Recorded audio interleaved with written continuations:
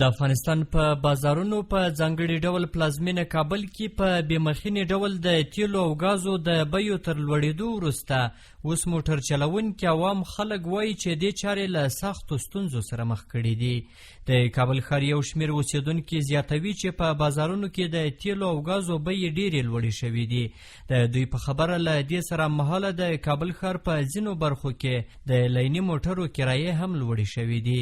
نو داسې یو نس په دغو موټرونو په تمام ترانسپورت د لینو او په بیچاره او غریبو خلکو د ګاز پرېږدی وړو ما اخیستل په 1,500 روپۍ باندې، پرون مې واخیستل 2-3,000 روپۍ. په همدې حال کې د کابل ښار یو شمېر موټر چلوونکي هم د تیلو د بیو د لوړېدو خبره کوي او وایي چې د پخوا په پرتله یې کارونه ډېر ټکني شوي او اوس ډېر کم عاید ترلاسه کوي.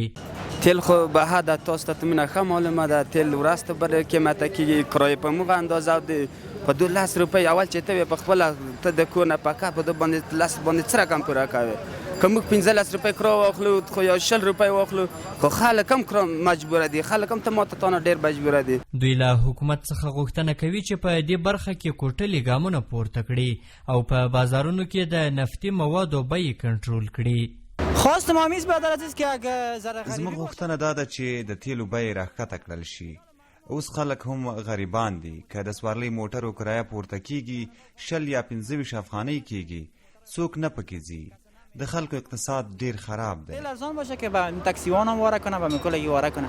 د سرپرست حکومت مرستیال ویاند بلال کریمي بیا له CMG سره په خبرو کې وویل چې د تیلو بیې په نړیوالو بازارونو کې لوړې شوي دي او دوی هڅه کوي په هیواد کې د ټولو توکو او موادو بیې کنټرول کړي.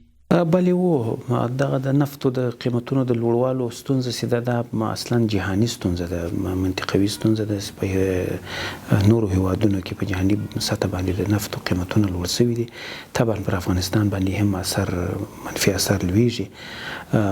البته هغه برخه چې موږ د هیواد ته راګرځي په د قیمتونو د لوړوالي په برخه کې د اسلامي امارت مسؤلین په دې برخه کې په ټولو هغه اړوندو ادارو کې هڅه کوي چې دا په یو تعادل کې تنظیم کړي. د ویلو ده چې په هیواد کې د وروستیو تحولاتو له راتګ وروسته نه یوازې د نفتي موادو بیې لوړې شوې بلکې د خوراکي توکو بیې هم ډېرې لوړې شوې دي. دا په داسې حال کې ده چې په هیواد کې د فقر کچه هم ورځ تر بلې د پراخېدو په حال کې ده. احسان الله کریمي، CMG کابل.